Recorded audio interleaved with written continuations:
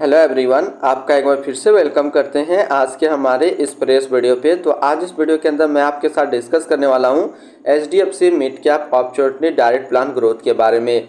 इसमें मैं आपसे डिस्कस करूंगा कि ये जो म्यूचुअल फंड है इसने पिछले 1 साल, 3 साल, 5 साल या फिर एनुअल रिटर्न क्या दिया है, आज के डेट में इसका एक NAV का प्राइस क्या है, ये कितने स्टार रेटिंग म्यूचुअल फंड है, इसमें आप मिनिमम SIP अमाउंट क्या लगा सकते हैं और इसका फंड साइज क्या है। साथ ही साथ मैं आपसे डिस्कस करूंगा इसके अंदर कौन कौन सा स्टॉक लिस्टेड है और अगर आप इस म्यूचुअल फंड के अंदर कुछ पैसा जमा किए होते तो पिछले 1 साल, 3 साल, 5 साल के अंदर आपको क्या रिटर्न देखने को मिलता।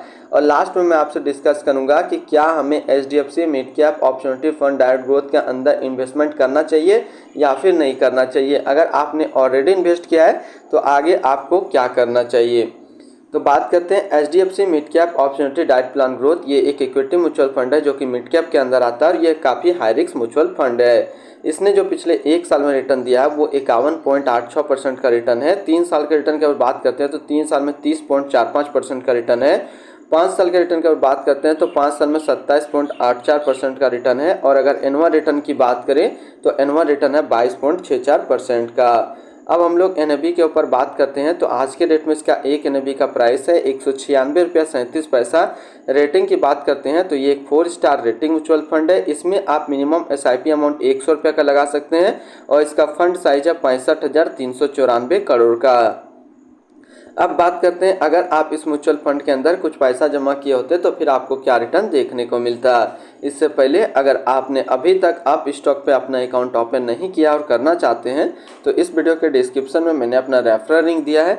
अगर आप मेरे रेफरल लिंक से ज्वाइन करेंगे तो कुछ आपको कैश रिवार्ड्स देखने को मिलेगा और आपको अकाउंट ओपनिंग या फिर अकाउंट मेंटेनेंस का कोई भी चार्ज नहीं देना होगा।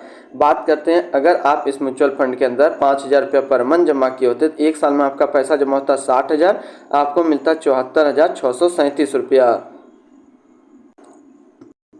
3 साल की बात करते हैं तो 3 साल में आपका पैसा जमा होता है 1,80,000, आपको मिलता 2,81,476 रुपया।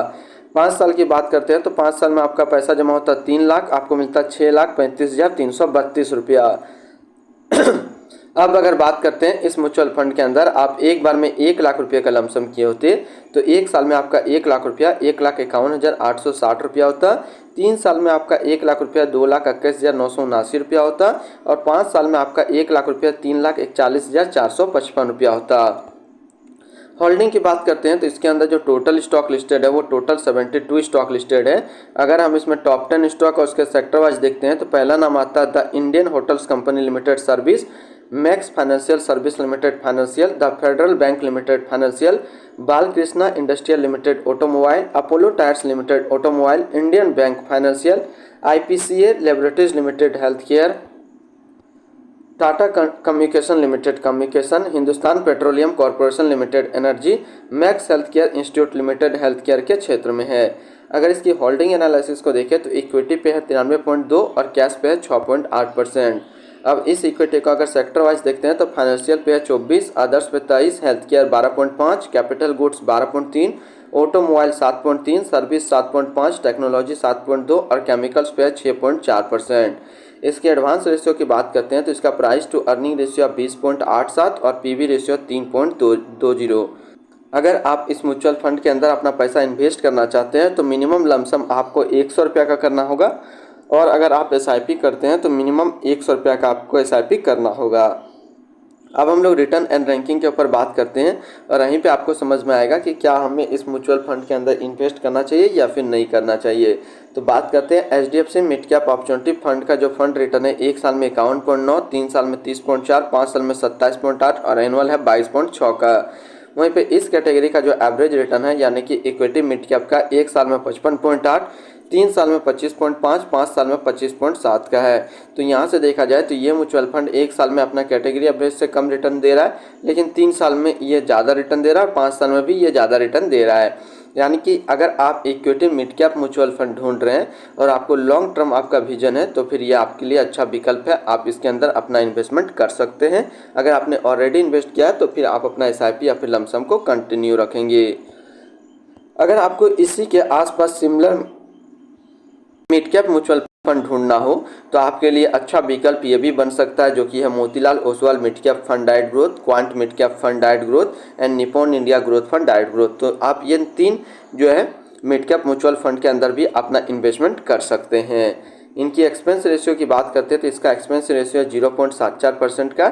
एग्जिट लोड की बात करते हैं, अगर आप इन्वेस्ट किया हुआ पैसा 1 साल के अंदर निकालेंगे तो फिर आपको 1% का एग्जिट लोड देना होगा। और स्टम्प ड्यूटी की बात करते हैं तो स्टम्प ड्यूटी है 0.005%। अब हम लोग बात कर लेते हैं इसकी fund house and investment objects को। तो HDFC mutual fund total assist में इंडिया पे नंबर 2 पे रैंक करता है। इसका टोटल असिस्ट अंडर मैनेजमेंट है 6,81,248 करोड़ का। बात करते हैं HDFC mid cap opportunity diet plan growth. ये एक इक्विटी म्यूचुअल फंड है जो कि लॉन्च किया गया HDFC म्यूचुअल फंड की तरफ से।